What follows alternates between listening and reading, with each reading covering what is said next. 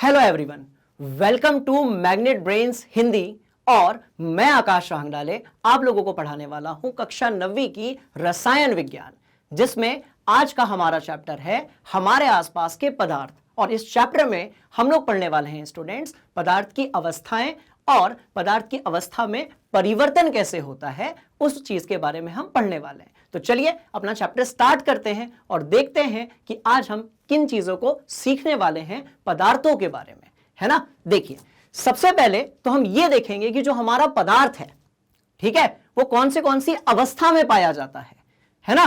तो ध्यान से देखिएगा। देखिए अब इसके लिए हमारे पास सबसे अच्छा जो एग्जाम्पल है वो है वाटर, यानी कि जल।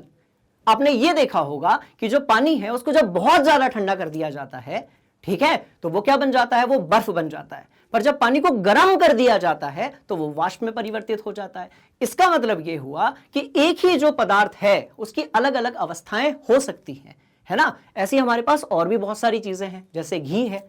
आप यदि उसको तापमान देते हैं तो घी जो है वो पिघल जाता है, यानी कि वो ठोस से द्रव में परिवर्तित हो जाता है। इसी तरीके से आप उसको यदि और ज्यादा गर्म करेंगे तो वो द्रव से वाष्प में परिवर्तित हो जाएगा। मतलब ये कि जो एक पदार्थ है वो अलग अलग प्रकार की अवस्था में रह सकता है। तो हम थोड़ा सा समझने की कोशिश करते हैं कि वो कौन सी मूल अवस्थाएं हैं पदार्थ की, जिसको इस चैप्टर में हम पढ़ने वाले हैं, है ना। तो ध्यान से देखो। तो सबसे पहले है भाई ठोस, ठीक है, जहां पर पदार्थ के जो कण हैं वो बहुत ज्यादा संगठित रूप से आपस में कनेक्टेड रहते हैं, जुड़े रहते हैं। अच्छा, इसके बाद कौन सी है, वो है द्रव, है ना।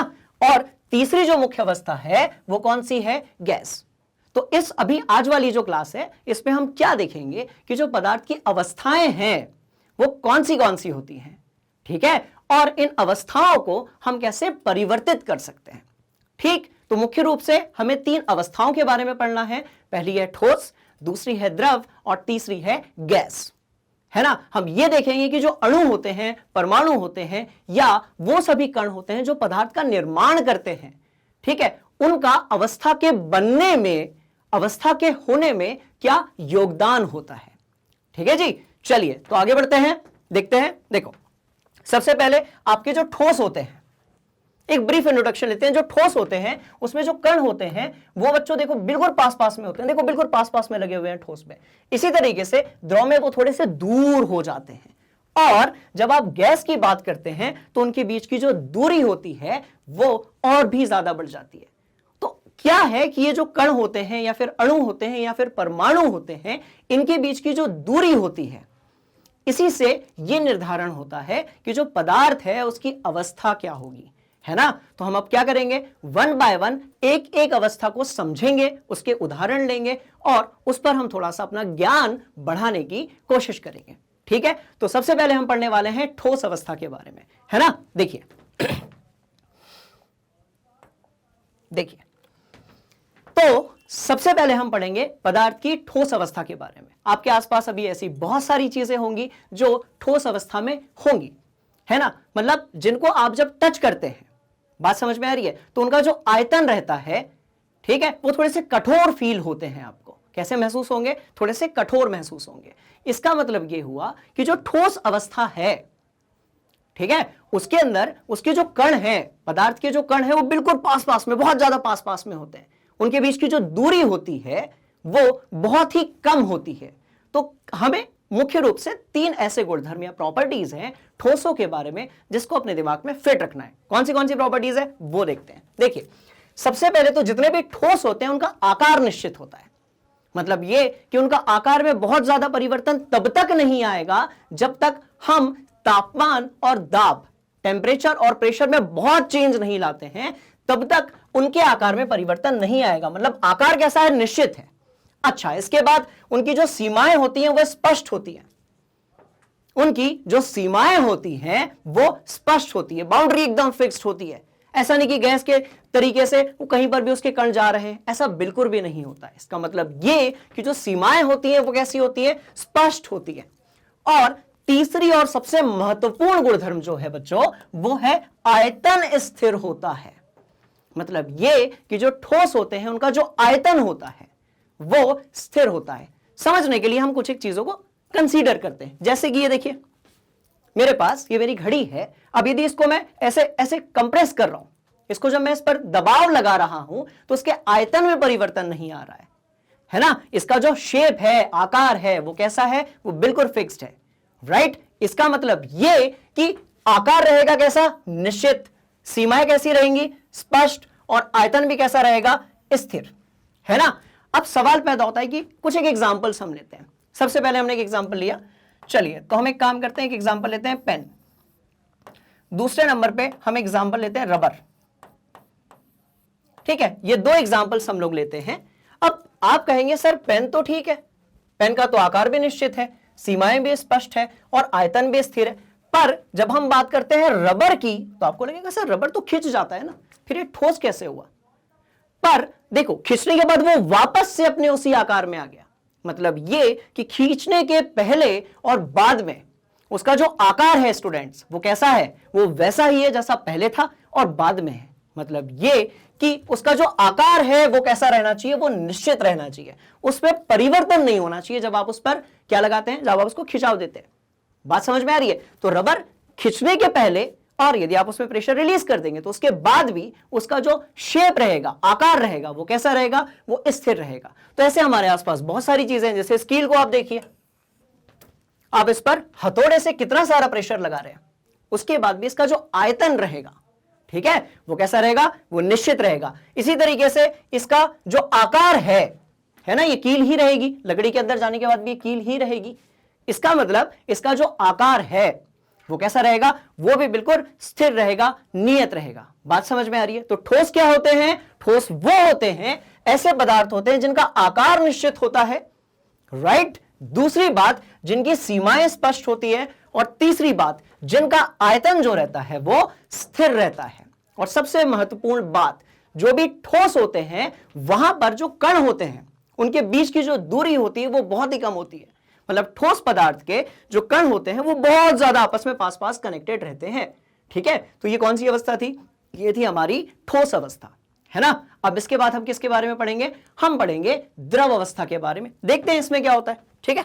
देखो देखो अब आ गए हम लोग द्रव अवस्था की तरफ। अब आप बर्फ लीजिए, उसको आप गर्म कीजिए, क्या होगा कि उसके जो अणु हैं उनके बीच की जो दूरी है ना, या जो पदार्थ है उसके कण के बीच की जो दूरी है वो कैसी होने लगेगी, वो बदलने लगेगी। और जब वो बदलने लगेगी तो हमें एक नई अवस्था मिलेगी और उसे हम कहते हैं कौन सी अवस्था, द्रव अवस्था। अब द्रव अवस्था के मुख्य रूप से कौन से गुणधर्म होते हैं, वो ये होते हैं। देखिए सबसे पहले तो आयतन निश्चित रहेगा, आयतन निश्चित रहेगा। दूसरी बात, जो आपका आकार है वो अनिश्चित रहेगा। मतलब ये कि आप जैसे बर्तन में डालोगे, है ना, आप जैसे बर्तन में डालोगे वो उसी का आकार ले लेगा। बात समझ में आ रही है। और तीसरी बात, ये तरल होते हैं। इसका मतलब ये कि यदि आप जैसे किसी ठोस को आपने रख दिया, ठोस को आपने रख दिया, वो इधर उधर फ्लो नहीं करेगा, बहेगा नहीं। पर जब आप द्रव की बात करेंगे तो जो द्रव रहेगा वो अपने स्थान से एक जगह से दूसरी जगह चला जाएगा, यदि उसको जगह मिलती है तो। इसका मतलब ये हुआ कि जो द्रव होते हैं वो कैसे होते हैं, वो तरल होते हैं, है ना। तो ये तीनों गुणधर्मों को हम एक के बाद एक समझने वाले हैं। ध्यान से देखिए, सबसे पहले तो ये कि भाई इसका जो आयतन है वो निश्चित रहेगा, इसका जो आयतन है वो निश्चित रहेगा। एक एग्जांपल लेते हैं, ठीक है ना। देखिए एक एग्जांपल लेते हैं, ध्यान से देखिए। भाई पहले मैंने ये बनाया, इसके बाद मैंने ये यहां पर एक ऐसी टंकी जैसे बना दिया, इसके बाद मैंने एक और डिब्बा बना दिया इस तरीके से, और ये लो, है ना। अब मैं क्या कर रहा हूं, मैं 100 ml जल जो है वो तीनों डिब्बों में डाल रहा हूं। ध्यान से देखिए, मैं 100 ml जल जो है वो तीनों में डाल रहा हूं। इसमें भी डाला, इसमें भी डाला, इसमें भी डाला। अब तीनों में ही कितना है, तो भाई देखिए तीनों में कितना है, तो देखते हैं। तीनों में इसमें थोड़ा ऊपर तक रहेगा, है ना, देखिए। ओके, तो अब पहला वाला जो है इसमें कितना है, तो भाई इसमें भी आपका 100 ml है ना, अलग अलग डाला है 100 ml जल को, तीनों में अलग अलग डाला है ना। अच्छा, दूसरे वाले केस में कितना रहेगा, तो भाई इसमें भी आपका 100 ml है। इस वाले में कितना रहेगा, तो भाई इसमें भी आपका 100 ml है। अब इसका मतलब क्या हुआ कि आयतन तीनों में एक जैसा है, पर जो आकार दिख रहा होगा, देखो यहां पर सिर्फ इतना ही है क्योंकि ये बहुत चौड़ा और बड़ा बर्तन है, तो स्टूडेंट्स यहां पर आकार अलग है, यहां पर आकार अलग है और यहां पर आकार अलग है। इसका मतलब जो आयतन है वो तीनों ही केसेस में, तीनों बार आयतन जो है वो एक समान है, देखो एक समान है, पर जो आकार है ना, जो आकार है वो तीनों में अलग अलग है। इसका मतलब क्या हुआ, इसका मतलब ये हुआ कि जो आकार है वो अनिश्चित है। आप जैसे बर्तन में डालेंगे, जैसे कंटेनर में डालेंगे, आपका जो द्रव है वो वही आकार धारण कर लेगा। ठीक है बच्चों, तो कैसे, देखो तीनों में अलग अलग आकार है, और तो हमने क्या सीखा कि भाई आयतन निश्चित है, आयतन में कोई परिवर्तन नहीं होगा, और जो आकार है वो कैसा है, अनिश्चित है ना। जो आपका आकार है किसका, द्रव का, वो कैसा है, वो अनिश्चित है। अब ये समझने की कोशिश हम करते हैं कि तरल कैसे है, तो हम ये यहां पर एक छोटा सा ऐसा होल कर देते हैं। ठीक है, एक छोटा सा हमने ऐसा, ओहो जस्ट अ मिनट, देखो ये यहां पर हमने एक छोटा सा ऐसा छिद्र कर दिया, होल कर दिया। अब क्या होगा, क्योंकि ये तरल है, द्रव है, इसलिए यहां से बहना स्टार्ट हो जाएगा इस तरीके से, ऐसा ऐसा ऐसा, ये नीचे की तरफ गिरना स्टार्ट हो जाएगा। इसका मतलब ये हुआ कि ये यदि इसे मौका मिले, है ना, यदि इसे मौका मिले तो ये अपना स्थान परिवर्तित कर लेता है, ये एक जगह से दूसरी जगह चला जाता है, यानी कि ये बह जाता है। बात समझ में आ रही है। ठोस में ऐसा नहीं होता था, ठोस में ऐसा नहीं होता था, पर जो तरल होते हैं यानी कि द्रव होते हैं, इनके साथ क्या होता है कि इनमें तरलता होती है। तरलता का मतलब क्या, कि एक स्थान से दूसरे स्थान की तरफ चले जाना अपने आप। बात समझ में आ रही है। तो ये तीन प्रॉपर्टीज थी, ये तीन गुणधर्म थे, किसके बारे में भाई, द्रव अवस्था के बारे में। एक तो इनका आयतन जो है वो निश्चित होता है, आकार जो है वो अनिश्चित होता है, और इन सब में तरलता पाई जाती है। इसीलिए जब तक आपके पास बर्फ रहता है वो उसी जगह पर रखा रहता है, पर जैसे जैसे आप बर्फ को गर्म करना स्टार्ट करते हो तो उसकी जो अवस्था है वो ठोस से द्रव में परिवर्तित हो जाती है, और अवस्था जो है वो बदल जाती है। और जैसे जैसे बर्फ पानी में बदलने लगता है बच्चों, वैसे वैसे वो और तरल होता जाता है, उस जगह से वो निकलता जाता है, आगे की तरफ चला जाता है। बात समझ में आ रही है। तो इसका मतलब क्या हुआ, इसका मतलब हुआ कि जो द्रव होते हैं उनमें तरलता होती है। ठीक है, चलिए अब पानी को आपने ठोस से द्रव तो बना लिया, अब क्या करेंगे, हम थोड़ा सा तापमान और बढ़ाएंगे, है ना, हम थोड़ा सा तापमान और बढ़ाएंगे और देखते हैं कि जो जल है, ठीक है, क्या उसकी इस अवस्था में, जिसे हम द्रव अवस्था कह रहे हैं, क्या इसमें परिवर्तन हो रहा है। तो उसको समझने के लिए हम चलते हैं पदार्थ की तीसरी अवस्था की तरफ, जिसे हम कहते हैं गैसीय अवस्था, है ना। तो अब देखेंगे हम गैसीय अवस्था। देखो अब इसमें क्या क्या है, इसको हम समझने की कोशिश करते हैं। देखो तो तीसरे नंबर पे है गैसीय अवस्था। मतलब ये कि पानी को आप यदि और ज्यादा गर्म करेंगे, और ज्यादा तापमान देंगे, और ज्यादा ऊष्मा देंगे, तो जो जल है ना, जो जल है वो वाष्प में परिवर्तित हो जाएगा। अभी हम इसके बाद ये भी पढ़ने वाले हैं कि अवस्था में परिवर्तन कैसे होता है, बट उससे पहले हम ये पढ़ेंगे कि जो गैसीय अवस्था होती है उसके गुणधर्म क्या होते हैं। तो कौन से गुणधर्म होते हैं, ध्यान से देखो। सबसे पहले इनका आयतन कैसा होता है, भाई ये भी अनिश्चित होता है, और आकार भी अनिश्चित होता है। ध्यान से देखो, आयतन कैसा, अनिश्चित, आकार कैसा, अनिश्चित, और इसमें जो अणु होते हैं या फिर जो कण होते हैं वो बहुत दूर दूर होते हैं बच्चों, बहुत दूर दूर। ठोस में बिल्कुल पास पास, तरल में या द्रव में थोड़े से दूर, और गैसीय अवस्था में बहुत दूर दूर होते हैं। तो ध्यान से देखिए भाई, आयतन कैसा है, अनिश्चित, आयतन कैसा है, अनिश्चित, और आकार कैसा है, आकार भी अनिश्चित है। इसको समझने के लिए हम एक एक्सपेरिमेंट करते हैं, ध्यान से देखिएगा, है ना। तो देखो अब क्या हुआ, मैंने एक डिब्बा यहां पर लिया और मैंने एक और डिब्बा ये यहां पर लिया ऐसे। अब ये वाला डिब्बा अपना ए है और ये वाला डिब्बा अपना बी है, और इसमें हम डालते हैं ठीक है, इसमें हम डालते हैं CO2 गैस। कौन सी अवस्था में? गैसियस अवस्था में, है ना। कितनी डाली? तो भाई इसमें डाल दी 10 ml ले लो, ठीक है, 10 ml अपन ले लिया। अब जब आप इसमें डालोगे CO2 गैस 10 ml, तो वो कुछ इस तरीके से इस पूरे जो बर्तन है उसमें डिस्ट्रीब्यूट हो जाएगी, उसमें फैल जाएगी, है ना। और इसी तरीके से आप यदि 10 ml, आप एक काम करते हैं, थोड़ा छोटा लेते हैं, देखो थोड़ा छोटा लेते हैं, इतना लेते हैं, है ना, और ये इसमें आ जाएगी। तो भाई इसके अंदर भी CO2 है और वो है 10 ml। और स्टूडेंट्स इसके अंदर भी CO2 है और ये कितनी है? ये भी है 10 ml।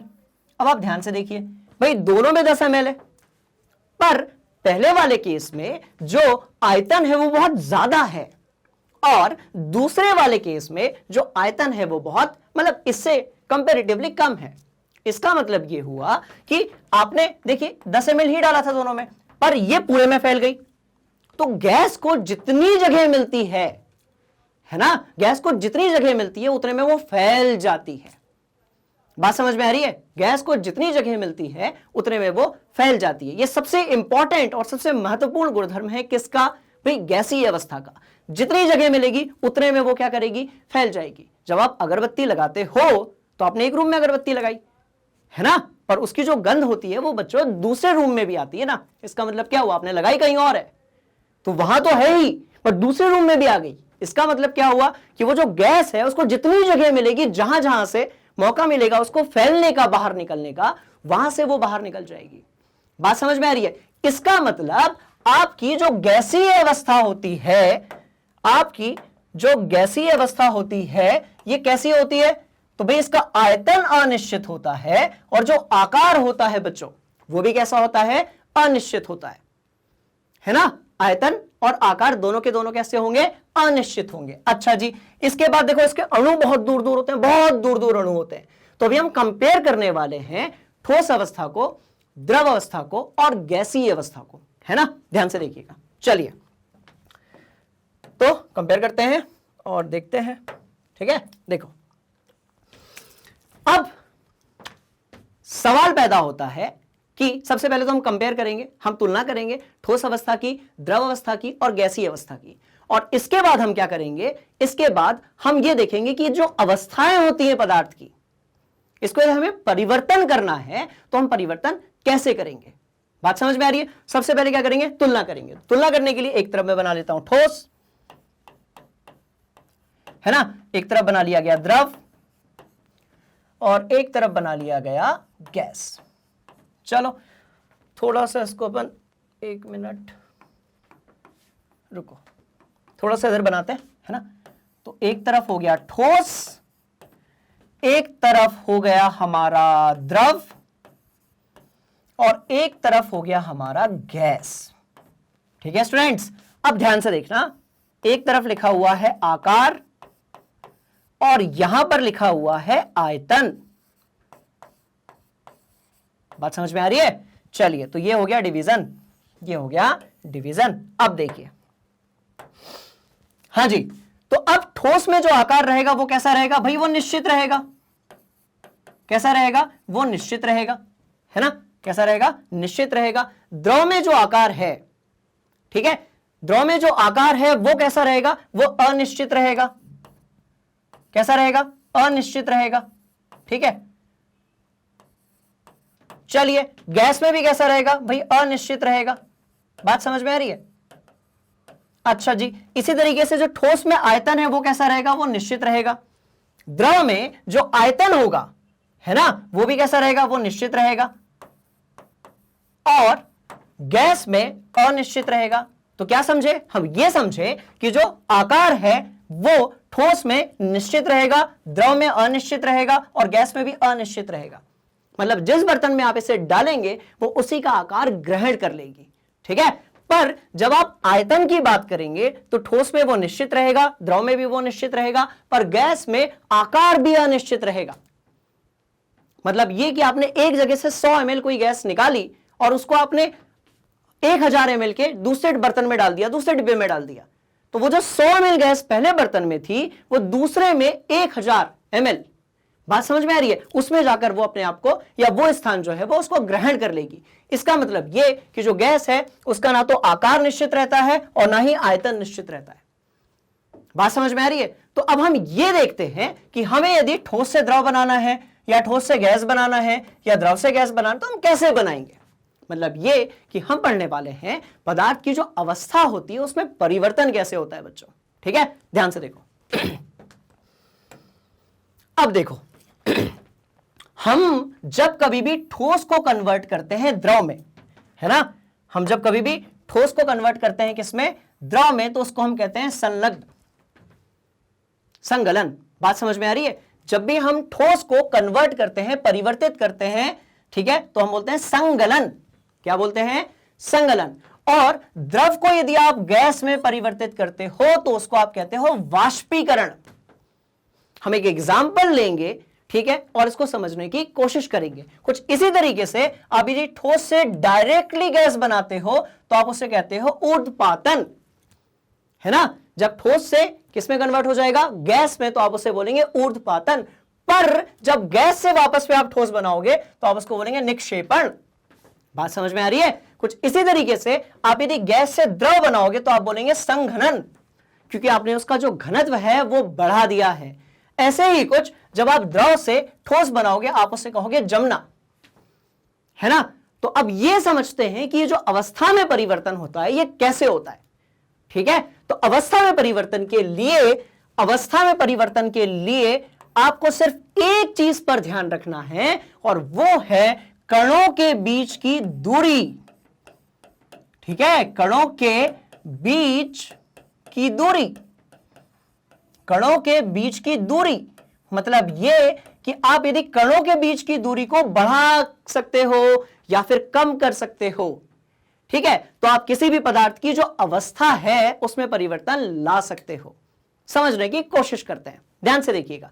अब भाई एक तरफ है हमारे पास ठोस, फिर है हमारे पास द्रव, फिर है हमारे पास गैस। अब ये देखा मैंने, ये ठोस है, अब ये इतना सा ठोस था, है ना, ये इतना ठोस था यहां पर ऐसे। अब हमने क्या किया, हमने ये जो ठोस है ना बच्चों, इसको दिया हीट। देखो, इसको जब हम गर्म करेंगे तो ये जो कण होंगे, है ना, ठोस के जो कण होंगे वो कैसे हो जाएंगे भाई, वो थोड़े दूर दूर हो जाएंगे, ऐसे हो गए, वो दूर हो गए, ऐसे हो गए। आप यदि इसको और गर्म करेंगे, आप यदि इसको और गर्म करेंगे तो ये और दूर दूर हो जाएंगे। बात समझ में आ रही है। इसका मतलब ये, आप यदि कणों के बीच की दूरी को चेंज कर सकते हैं, आप यदि कणों के बीच की जो दूरी है उसमें परिवर्तन कर सकते हैं, तो आप कर सकते हैं पदार्थ की अवस्था में परिवर्तन। मतलब परिवर्तन करने के लिए हमें कणों के बीच की जो दूरी है उसको बदलने की जरूरत है, इतनी सी बात है ना। अवस्था की, किसी भी पदार्थ की अवस्था में यदि आप परिवर्तन करना चाहते हो तो आप क्या करें, आप जो कणों के बीच की दूरी है जिससे वो पदार्थ बना हुआ है, आप उन दूरियों को परिवर्तित कर दें, कम कर दें, ज्यादा कर दें। आप जब भी ऐसा कुछ करेंगे तो उस समय जो चीज होगी उसी को हम कहते हैं पदार्थ की अवस्था में परिवर्तन। बात समझ में आ रही है। तो कणों के बीच की दूरी कैसे बदलोगे, तो भाई उसके दो तरीके हैं। पहला तो ये, आप कैसे बदल सकते हो, तापमान से बदल सकते हो, जो कि अपन ये देख रहे थे, और किससे बदल सकते हो, दाब से बदल सकते हो। तो स्टूडेंट्स, तापमान और दाब दो ऐसी चीजें हैं जिससे आप पदार्थ के कणों के बीच की जो दूरी है उसे बदल सकते हो, है ना। तो चलो अब इसको थोड़ा सा हम और डीप में समझने की कोशिश करते हैं कि कैसे हम तापमान और दाब से पदार्थ की अवस्था जो है उसमें परिवर्तन लाएंगे, है ना। इसको समझते हैं। चलिए याद रखिएगा, कणों के बीच की क्या बढ़ानी है, दूरी बढ़ानी है, ठीक है। और क्या करनी है, कणों के बीच की जो दूरी है उसमें चेंज लाना है, बढ़ा भी सकते हो, कम भी कर सकते हो। कैसे करोगे, तापमान से करोगे, दाब से करोगे। बात समझ में आ रही है। चलो देखो, तो देखो, सबसे पहले हम तापमान की हेल्प से जो अवस्था है, पदार्थ की जो अवस्था है, उसको बढ़ाने की, यानी कि उसको परिवर्तित करने की कोशिश करेंगे, है ना। और इसमें हम यह भी देखेंगे कि गलनांक क्या होता है और क्वथनांक क्या होता है। बात समझ में आ रही है। तो क्या किया गया, देखिए, जब भी आप किसी पदार्थ को तापमान देते हो, ऊष्मा देते हो, तो उसके तापमान में परिवर्तन होता है, उसका जो तापमान है वो बढ़ने लगता है। जब तापमान बढ़ने लगता है तो जो कण होते हैं उनके बीच की जो दूरी होती है बच्चों वो भी बढ़ने लगती है ना। और जब दूरी बढ़ने लगेगी तो उससे क्या होगा, उसकी जो अवस्था है उसमें क्या आएगा, उसमें परिवर्तन आएगा। इसको समझने की कोशिश करते हैं, ठीक है। तो क्या किया गया, ध्यान से देखिएगा। अब जैसे आपने ले लिया यहां पर जल, ये लो आपने इसमें पानी ले लिया, ऐसे ये पानी ले लिया है ना, और नीचे से आपने गर्म करना स्टार्ट किया। अब जब आप इसको नीचे से गर्म करना स्टार्ट करोगे, ठीक है, रुको, डिब्बा हम खुला रखते हैं ताकि हमारी जो गैस है वो बाहर निकल सके, और इसको हम करते हैं गर्म। अब जब आपने इसको गर्म करना स्टार्ट किया तो ये जो कण है ना, किसके कण, H2O के जो कण होंगे, इनके बीच की जो दूरी होगी वो बढ़ने लगेगी, ठीक है। इनके बीच की जो दूरी होगी वो बढ़ने लगेगी। अब जब दूरी बढ़ेगी तो क्या होगा भाई, दूरी बढ़ेगी तो कण अब दूर जाने लगेंगे, तो फिर क्या होगा, वो ऊपर की तरफ चले जाएंगे। इसका मतलब ये कि किसी भी पदार्थ में यदि हम कणों के बीच की दूरी में परिवर्तन करते हैं तो उसकी अवस्था में परिवर्तन आएगा। और जब हम किसी पदार्थ को तापमान देते हैं, है ना, जब हम किसी पदार्थ को तापमान देते हैं तब हमारे सामने दो मुख्य बिंदु आते हैं। कौन से आते हैं तो समझने की कोशिश करते हैं। तो भैया पहला है गलनांक और दूसरा कौन सा है, क्वथनांक। पहला है गलनांक और दूसरा है क्वथनांक। अब अच्छा, इसको समझने की कोशिश करते हैं। तो जब भी क्या होगा, आप ठोस से, है ना, जब भी ठोस से आप किस में कन्वर्ट करेंगे, किस में परिवर्तित करेंगे, द्रव में करेंगे। ठोस से आप द्रव में करेंगे तो क्या होगा, जो ठोस होगा वो गल जाएगा या पिघल जाएगा। बात समझ में आ रही है। तो उसको आप बोलेंगे गलनांक।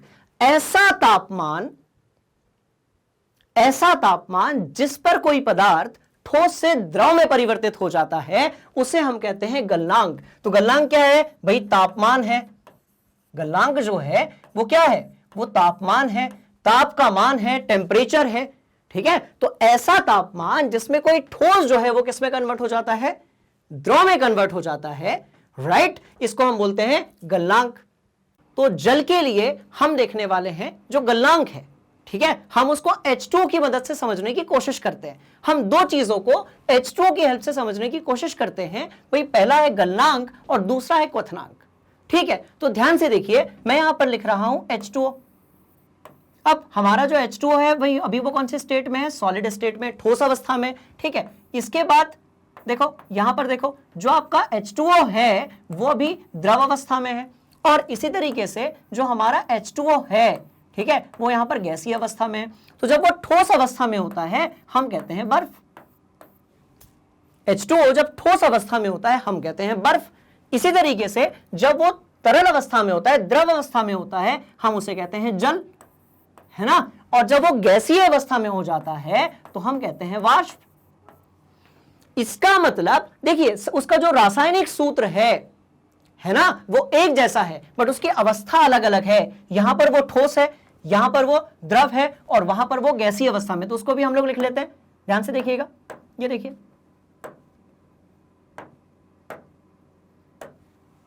क्या हो रहा है, ठीक ठीक। देखिए तो भाई ये कैसा है, तो आपका ये ठोस अवस्था है। अच्छा, ये कौन सी अवस्था है, तो ये आपकी द्रव अवस्था है। और तीसरे नंबर पे कौन सी है, तो भाई गैसीय अवस्था है ना।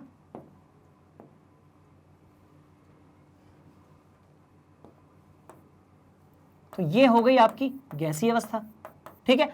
तो क्या हुआ, देखिए रासायनिक समीकरण में कोई परिवर्तन नहीं है। रासायनिक समीकरण जो है वो H2O ही है बच्चों, ठीक है। पर जब क्या हुआ, जब आपने ठोस को गर्म किया, तो ठोस किस में परिवर्तित हो गया भाई, द्रव में परिवर्तित हो गया। इसी तरीके से जब आपने द्रव को गर्म किया, यानी कि जल को गर्म किया, है ना, तो किस में कन्वर्ट हो गया, वो परिवर्तित हो गया वाष्प में। इसका मतलब भाई एक तापमान तो होगा ना, जिसके पहले वो ठोस रहता होगा और उसके बाद वो द्रव में परिवर्तित हो जाता होगा। तो ऐसा तापमान जिस पर, ध्यान से सुनिए, ऐसा तापमान जिस पर जो ठोस रहता है वो द्रव में बदल जाता है, उस तापमान को हम क्या कहते हैं, उस तापमान को हम कहते हैं गलनांक। ऐसा तापमान जिस पे जो ठोस है वो द्रव में बदल जाता है, उसको हम कहते हैं गलनांक। कुछ इसी तरीके से आपका जो द्रव है, ठीक है, जो द्रव है वो गैस में यदि बदल जाता है तो उसे हम कहते हैं क्वथनांक। क्या कहते हैं भाई? क्वथनांक कहते हैं। बात समझ में आ रही है? क्लियर हुआ? तो गलनांक क्या होगा? ऐसा तापमान जिस पर जो ठोस है वो द्रव में परिवर्तित हो गया। और क्वथनांक क्या होगा? ऐसा तापमान जिस पे जो द्रव है वो किस में परिवर्तित हो गया? गैस में परिवर्तित हो गया। तो जल के लिए हम H2O के लिए समझने की कोशिश करते हैं तो ये तापमान H2O के लिए कितना होगा भाई? 0 डिग्री सेल्सियस होगा। और क्वथनांक जो होगा वो कितना होगा? तो वो होगा आपका क्या? 100 डिग्री सेल्सियस। तो यही जो क्वथनांक है इसको हम इंग्लिश में कहते हैं बॉइलिंग पॉइंट। मैं शॉर्ट में लिख रहा हूं बीपी, है ना, इसे हम कहते हैं बॉइलिंग पॉइंट। और गलनांक जो है उसको हम क्या कहते हैं? उसको हम कहते हैं मेल्टिंग पॉइंट। जिस पर वो मेल्ट हो गया, पिघल गया, गल गया, वो कहलाता है गलनांक। जिस पर वो द्रव अवस्था से गैस में परिवर्तित हो गया, इसको हम क्या बोलेंगे भाई? क्वथनांक बोलेंगे। बात समझ में आ रही है? तो कौन सी दो चीजें सीखी भाई? गलनांक सीखा और क्वथनांक सीखा। बात समझ में आ रही है? चलिए अब हम ये देखते हैं कि जो हमारा तापमान होता है, ओके, आपने भौतिकी में ये पढ़ा होगा बच्चों कि आपकी जो भौतिक राशियां होती हैं उनकी अलग अलग इकाई होती है ना। तो हम थोड़ा सा तापमान की इकाइयों के बारे में पढ़ने वाले हैं क्योंकि यहां से कभी कभी सवाल पूछ लिए जाते हैं। बात समझ में आ रही है? ठीक है, तो अभी तक हमने देखा गलनांक और कौन सी चीज देखी? क्वथनांक। अब हम देखेंगे कि जो तापमान की अलग अलग इकाइयां होती हैं वो किस तरीके से होती है। क्लियर? देखते हैं। देखिए तो तापमान की 2 इकाइयों के बारे में पढ़ने वाले हैं। वैसे तो 3 इकाइयां होती हैं पर हम 2 ही इकाइयों के बारे में पढ़ने वाले हैं। एक हम पढ़ेंगे डिग्री सेल्सियस और दूसरी हम पढ़ेंगे केल्विन, है ना। पहली कौन सी इकाई पढ़ेंगे? तो भाई एक पढ़ेंगे हम डिग्री सेल्सियस और दूसरी कौन सी हम पढ़ेंगे? दूसरी हम पढ़ेंगे केल्विन यानी कि के। तो ये जो केल्विन है, बात समझ में आ रही है? ये जो केल्विन है ये कौन सी है भाई? ये एसआई मात्रक है। क्या है ये है आपका एसआई मात्रक। बात समझ में आ रही है? तो इसको समझने की कोशिश करते हैं। ठीक है, जैसे देखिए 0 डिग्री सेल्सियस का जो मान होता है वो होता है 273.15 केल्विन के बराबर। मतलब आप ये कहेंगे कि किसी चीज का यदि तापमान डिग्री सेल्सियस पे कितना है? 0 डिग्री सेल्सियस है, तो वो केल्विन में कितना होगा? 273.15 केल्विन पर। क्योंकि ये जो 1.15 है ये कभी कभी आपको परेशान कर सकता है कैलकुलेशन के टाइम पर, तो हम राउंड फिगर में इसको कंसीडर करते हैं दैट 0 डिग्री सेल्सियस लगभग बराबर होगा 253 केल्विन के, है ना। तो अब एक एग्जांपल करते हैं स्टूडेंट्स। जैसे कि आपको ये पता है कि भाई जो जल है, ठीक है, उसका जो गलनांक है, क्या है? जल का जो गलनांक है जल का, भाई वो कितना है? तो आप कहते हो 0 डिग्री सेल्सियस। पर यदि आपसे पूछ लिया गया कि आप एसआई मात्रक में लिखिए, तो आप फिर 0 डिग्री सेल्सियस नहीं लिखेंगे स्टूडेंट्स। फिर आप क्या लिखेंगे? फिर आप लिखेंगे 0 डिग्री सेल्सियस की जगह पर फिर आप लिखेंगे भाई 273 केल्विन। बात समझ में आ रही है? 0 डिग्री सेल्सियस की जगह पर आप क्या लिखेंगे? 273 केल्विन। इसी तरीके से ये बात करते हैं कि यदि आप जल की ही बात करें, है ना, जल, जब मैं जल कह रहा हूं तो आप उसको H2O कंसीडर करें, आप उसको H2O समझें, ठीक है। और यदि हम इसके क्वथनांक के बारे में बात करेंगे, हम यदि इसके क्वथनांक के बारे में बात करेंगे जो कि कितना होता है भाई? 100 डिग्री सेल्सियस होता है। तो डिग्री सेल्सियस में तो 100 है, पर केल्विन में कितना होगा? तो आपको सीधे सीधे 273 उसमें जोड़ देना है। तो केल्विन में कितना होगा? 373 केल्विन होगा। इसका मतलब ये कि जब भी हम किसी चीज के तापमान को डिग्री सेल्सियस से केल्विन में परिवर्तित करते हैं उस समय पर हम उसमें जोड़ देते हैं 273। अब आपने कहा कि अब सर अपने को लेना है 25 डिग्री सेल्सियस। कितना कहा भैया? आपने कहा 25 डिग्री सेल्सियस। आपने कहा 25 डिग्री सेल्सियस, तो केल्विन में कितना होगा? तो ये केल्विन में हो जाएगा। ध्यान से देखो, है ना, केल्विन में कितना हो जाएगा? तो केल्विन में हो जाएगा, ये कितना था? 25 था, ठीक है। तो ये हो जाएगा 25 और कितना जोड़ दोगे? तो भाई उसमें जोड़ देंगे आप कितना? 273। 273 तो कितना आ गया? तो ध्यान से देखिए 298 केल्विन आ गया। इसका मतलब जब आप किसी चीज को डिग्री सेल्सियस से केल्विन में कन्वर्ट कर रहे हैं स्टूडेंट्स, तो आपको क्या करना है, आपको आग बंद करके जोड़ देना है 273। बात समझ में आ रही है? तो इस तरीके से हमने ये देखा कि जब हम तापमान की बात करते हैं तो उसकी दो इकाई हमारे पास होती है, एक डिग्री सेल्सियस होती है और एक केल्विन होती है। हम उसको आपस में किस तरीके से चेंज कर सकते हैं, तो डिग्री सेल्सियस से केल्विन में परिवर्तित करने के लिए 273 को जोड़ दीजिए और केल्विन से डिग्री सेल्सियस में परिवर्तित करने के लिए 273 को घटा दीजिए। बात समझ में आ रही है? और क्या देखा, क्वथनांक देखा, है ना, जिसका मतलब है कि जो तरल है या फिर द्रव है वो गैस में परिवर्तित हो गया। और क्या देखा भाई, गलनांक देखा, जिसमें आपका जो ठोस है वो द्रव में परिवर्तित हो गया। अब हम ये समझते हैं कि क्या सिर्फ एक ही तरीका है जिससे हम अवस्था में परिवर्तन कर सकते हैं, जैसे हमने अभी तापमान के रूप में पढ़ा था। पर स्टार्टिंग में आप याद कीजिए, मैंने आपको बताया था कि तरल आप यदि अवस्था में परिवर्तन करना चाहते हैं तो उसके लिए आपके पास दो तरीके हैं, है ना। सबसे पहले आप तापमान में परिवर्तन करें, जो कि अभी हम लोगों ने देखा। इसी तरीके से आप यदि दाब में परिवर्तन करते हैं, किस में परिवर्तन करते हैं, दाब में परिवर्तन करते हैं, तो उस कंडीशन में, उस स्थिति में भी जो अवस्था है उसमें परिवर्तन आ जाता है। समझने की कोशिश करते हैं। देखिए देखिए अब यदि हम दाब में परिवर्तन करेंगे, है ना, अब यदि हम दाब में परिवर्तन करेंगे तो क्या उससे अवस्था में परिवर्तन होगा, यह समझने की हम कोशिश करते हैं। तो आपने सुना होगा एलपीजी, लिक्विफाइड पेट्रोलियम गैस, या फिर द्रवीकृत पेट्रोलियम गैस, एलपीजी, है ना। या फिर मेरे पास एक एग्जांपल और है जो मैं आपको बताता हूं, ठीक है ना। देखिए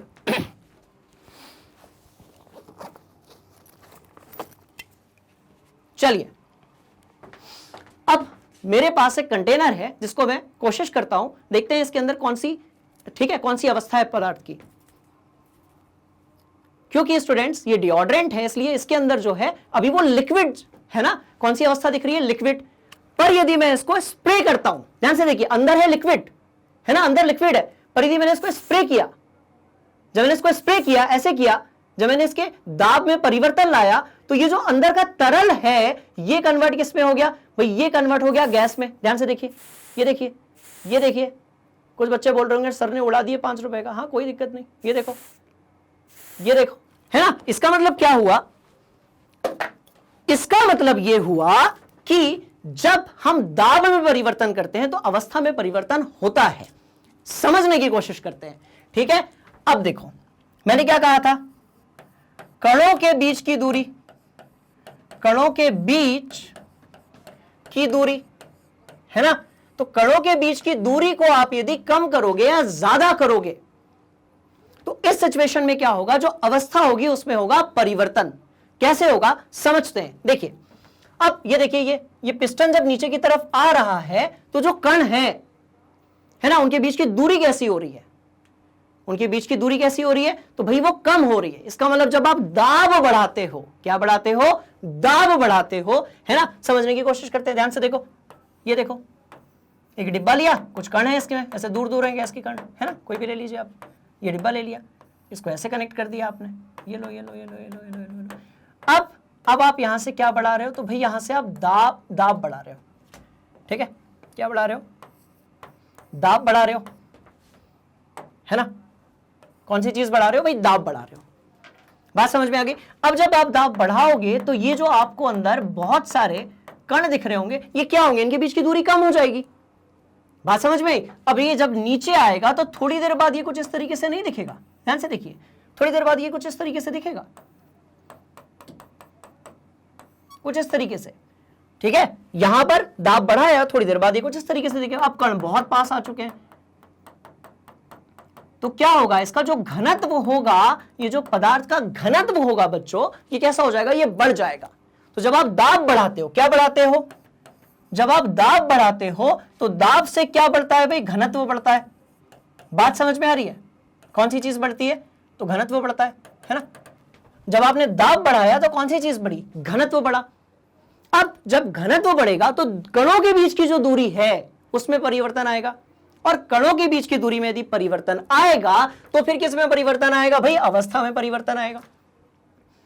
बात समझ में आ रही है? तो आप यदि अवस्था में परिवर्तन लाना चाहते हैं तो आप सिर्फ एक चीज याद रखें कि जो पदार्थ है उसके कणों के बीच की जो दूरी है हमें उसमें परिवर्तन लाना है। और यदि आप कणों के बीच की दूरी में परिवर्तन लाना चाहते हो तो उसके लिए दो ही ऑप्शंस आपके पास हैं, पहला तापमान, दूसरा दाब। ठीक है, अब यदि आपने दबाव बढ़ा दिया तो अब जैसे मान लेते हैं कि भाई ये कौन सी चीज थी, तो ये गैस था, आपने दाब बढ़ा दिया तो गैस से किस पे कन्वर्ट हो गया, ये द्रव में कन्वर्ट हो गया। कुछ इसी तरीके से हम यदि इसके अंदर का दाब जो है उसको कम करेंगे तो घनत्व भी क्या होता जाएगा, कम होता जाएगा। तो दाब बढ़ेगा तो घनत्व बढ़ेगा, घनत्व यदि बढ़ेगा तो अवस्था में परिवर्तन आएगा। बात समझ में आ रही है? तो दो तरीके हैं जिससे आप अवस्था में परिवर्तन ला सकते हैं, तापमान में परिवर्तन और दाब में परिवर्तन। बात समझ में आ रही है? अब इसको थोड़ा सा रिकॉल करते हैं, देखिए है ना। चलिए देखिए अब कौन सी चीजें देखी, तो हमने ये देखा कि जो पदार्थ होता है उसकी अवस्थाएं कौन सी होती है ना। फिर हमने क्या देखा, फिर हमने देखा कि भाई आप यदि अवस्था में परिवर्तन करना चाहते हो, ठीक है, तो आपको क्या करना पड़ेगा, आपको या तो तापमान में परिवर्तन करना पड़ेगा या फिर आपको दाब में परिवर्तन करना पड़ेगा।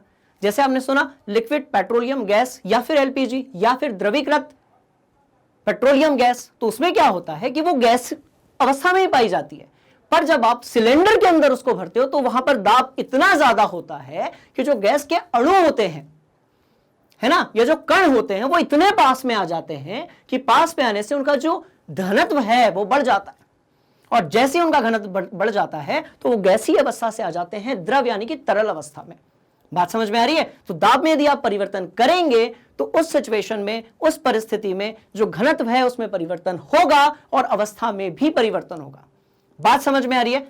अब देखते हैं, है ना, ये इस चैप्टर को तो अपन ने देख लिया, ठीक है। अब आप मुझे ये बताइए, अब जैसे कि हमने इस वीडियो में बहुत अच्छे तरीके से अवस्था में परिवर्तन को कवर किया, यदि आप इसी तरीके से और भी वीडियोस को देखना चाहते हैं और आप यदि YouTube पर जाते हैं तो हो सकता है कि वहां पर आप थोड़े से कंफ्यूज हो जाएं। तो इसके लिए जो मैग्नेट ब्रेन्स हिंदी है वो क्या लेकर आया है उसको देखने की कोशिश करते हैं। देखिए, यदि आपको YouTube पर स्टूडेंट्स कोई वीडियो नहीं मिल रहा है तो आप जाइए मैग्नेट ब्रेन्स की वेबसाइट पर, जो कि है www.magnetbrains.com, है ना। और यहां पर जाकर क्या करना है भाई, यहां पर जाकर आपको करना है रजिस्टर फॉर फ्री। ध्यान से देखिए, ये जो रजिस्ट्रेशन है बिल्कुल फ्री ऑफ कॉस्ट है, ठीक है। क्या करना है, यहां पर जाना है और आपको करना है रजिस्टर फॉर फ्री पर क्लिक। रजिस्ट्रेशन के कोई भी चार्जेस नहीं है, और जितना हम नॉलेज या जितने भी हम इस एजुकेशन प्लेटफॉर्म पे हम जितनी भी चीजें आपको प्रोवाइड कर रहे हैं, ठीक है, उसके भी कोई एक्स्ट्रा कोई चार्जेस ही नहीं है, मतलब ये है टोटली फ्री। जब आप वहां पर क्लिक करेंगे तो आपको जो चीज मिलेगी वो ये मिलेगी। ध्यान से देखिए, है ना, आपको जो चीज मिलेगी वो ये मिलेगी। तो जब आप अभी जाएंगे मैग्नेट ब्रेन्स हिंदी के प्लेटफॉर्म पे कक्षा 9वीं के लिए, तो आपको पता चलेगा वहां पर आपके सारे सब्जेक्ट्स के बारे में, है ना, जैसे कि भौतिक विज्ञान, रसायन विज्ञान, सामाजिक विज्ञान। अब स्टूडेंट्स, यदि आप रसायन विज्ञान की तैयारी करना चाहते हैं तो आप क्लिक करेंगे यहां पर। जब आप इस जगह पर क्लिक करेंगे तो आपको जो चीज मिलेगी वो कुछ इस तरीके से मिलेगी। ध्यान से देखिए, ये कर लिया। अब यहां पर मैग्नेट ब्रेन्स हिंदी आप लोगों के लिए लेकर आया है पूरा का पूरा सिलेबस, पाठ्यक्रम, कोर्स, वो भी बिल्कुल फ्री ऑफ कॉस्ट, राइट। तो इसमें आप क्या क्या देखेंगे हर चैप्टर के लिए, तो भैया आप देखेंगे एनसीईआरटी पर आधारित संपूर्ण पाठ्यक्रम, है ना। इसके बाद क्या देखेंगे, विषय की संपूर्ण जानकारी और विवरण। अच्छा, फिर सभी अध्याय का क्रमानुसार सारांश, जिसे हम एट अ ग्लांस या किसी अध्याय को एक नजर में हम कैसे समझने की कोशिश करते हैं वो देखेंगे। अच्छा, इसके बाद एनसीईआरटी का समाधान, मतलब एनसीईआरटी बुक में आपके पास जितने भी सवाल दिए हुए हैं उन सब का हम मैग्नेट ब्रेन्स हिंदी प्लेटफॉर्म पर आप लोगों को सॉल्यूशन बताएंगे स्टूडेंट्स। बात समझ में आ रही है? अच्छा, इसके बाद हम वन शॉट वीडियो बनाएंगे जिसमें कि पूरा जो अध्याय होगा उसको हम एक ही वीडियो में कवर करेंगे। भाई अभी तो हम टॉपिक वाइज कर रहे हैं ना, बट हम उसको एक वीडियो में कवर करेंगे। इसके बाद एक बार में पूरे इसमें हम क्या करेंगे, संपूर्ण अध्याय वाले में हम क्वेश्चन आंसर भी इसी में फिट कर देंगे।